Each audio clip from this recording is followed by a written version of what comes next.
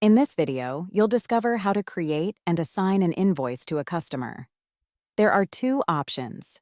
First, create an invoice and later link it to the customer. And second, directly add the invoice from the customer's profile.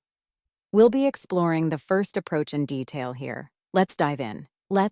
To begin, let's navigate to the Invoices section.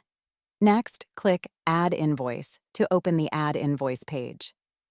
This page offers various fields to tailor the invoice to your specific needs. However, for this video's illustration, we'll only add items to the invoice. Remember, you need to choose a customer for the invoice before you can create it. Finally, click the Save and Issue button to finalize the invoice creation.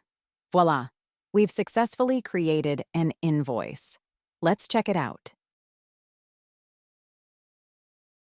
Want to learn more tips and tricks on how to use Blixo? Please like and subscribe. Not a Blixo customer yet? Want to grow sales, manage subscriptions, improve retention, and automate accounting? Sign up for Blixo today by visiting Blixo.com.